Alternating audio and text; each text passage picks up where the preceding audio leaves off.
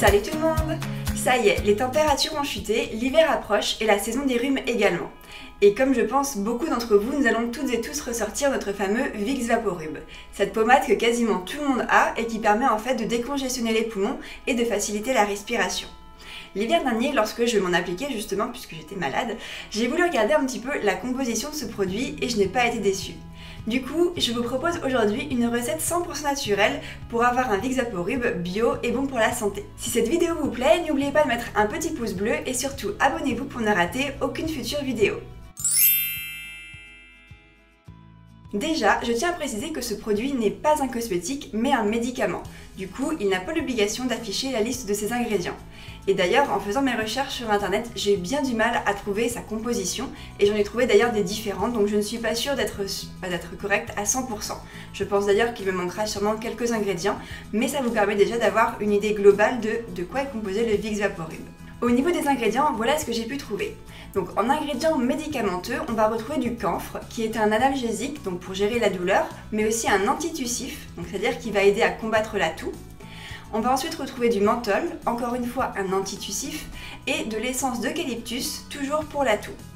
Ensuite, en ingrédients non médicamenteux, nous allons retrouver du pétrolatum spécial, à savoir de la vaseline, donc un dérivé de pétrole. Donc clairement quelque chose qui n'est pas très naturel.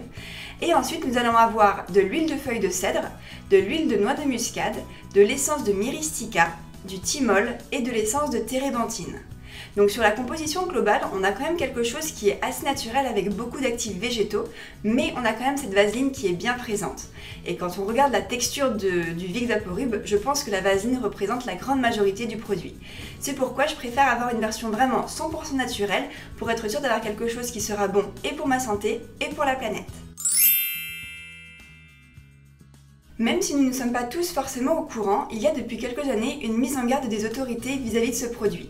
J'ai d'ailleurs découvert tout ça en faisant mes recherches sur la composition du produit et je tenais en fait à vous le partager puisque je trouve ça assez important. Comme l'indique UFC Que Choisir, cette pommade qui est décongestionnante serait à l'origine de graves toxicités neurologiques qui entraînent principalement des convulsions et des allergies. La raison principale est le camphre qu'elle contient, mais également l'huile essentielle de térébenthine qui sont des substances qui peuvent être toxiques à forte dose. Il faut donc éviter d'appliquer la pommade à la fois sur le torse et sur le dos. En effet, lors d'applications trop étendues, les risques augmentent et encore plus lorsque la peau est irritée, comme par exemple avec une brûlure, une irritation ou encore de l'eczéma. Enfin, UFC Que Choisir dénonce également les propriétés insoupçonnées ou miracles que l'on peut donner à cette pommade. Sur internet, on retrouve des choses un petit peu surprenantes comme par exemple des propriétés minceurs, des propriétés pour soulager les douleurs articulaires ou musculaires ou encore un anti-moustique. Donc ce sont des pratiques risquées qui peuvent nuire à votre santé. Je vous propose aujourd'hui une recette 100% naturelle, dosée un petit peu différemment afin de réduire les risques. Mais surtout, n'oubliez pas que cette pommade doit être appliquée uniquement au niveau des voies respiratoires, à savoir le torse et le dos, et surtout jamais les deux côtés en même temps. Quant aux utilisations miracles que l'on peut retrouver sur internet, il y a d'autres produits spécialisés bien plus efficaces. Je vous emmène maintenant dans ma cuisine pour faire la recette.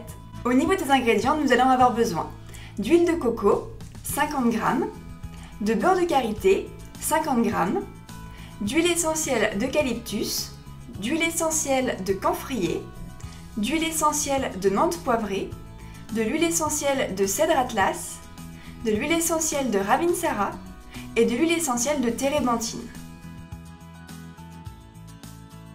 On commence par faire fondre le beurre de karité au bain-marie.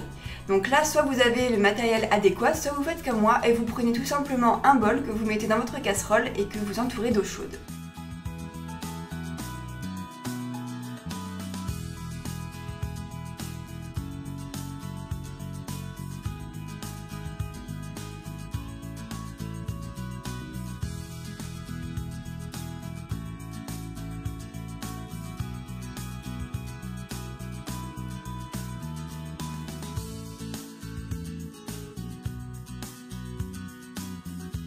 Une fois que votre beurre de karité est bien liquide, on va éteindre le feu, le retirer et ajouter l'huile de coco en mélangeant bien.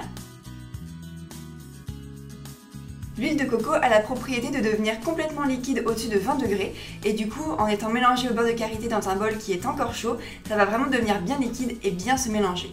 Une fois que les deux premiers ingrédients sont bien mélangés, on va venir ajouter toutes les huiles essentielles. On va donc ajouter 15 gouttes d'huile essentielle d'eucalyptus, 7 gouttes d'huile essentielle de camphrier, 10 gouttes d'huile essentielle de menthe poivrée, 10 gouttes d'huile essentielle de cèdre atlas, 10 gouttes d'huile essentielle de ravinsara et 5 gouttes d'huile essentielle de térébenthine. On vient ensuite bien mélanger tout ça, puis on va venir verser notre préparation dans un petit pot avec un bouchon. De mon côté, je réutilise le pot de mon beurre de karité, puisque j'ai utilisé les restes pour une autre recette, et je vais pouvoir ensuite avoir un joli petit pot qui va bien fermer. On le laisse ensuite refroidir à température ambiante, et le produit sera utilisable dès le lendemain. Il se conserve pendant 1 an à l'abri de la chaleur et de la lumière. Et voilà, la recette était vraiment super simple. J'espère que cette vidéo vous a plu, si c'est le cas, n'oubliez pas le petit pouce bleu et surtout abonnez-vous pour ne rater aucun futur contenu. En attendant, je vous souhaite une très bonne journée et je vous dis à très bientôt pour la prochaine vidéo. Bye!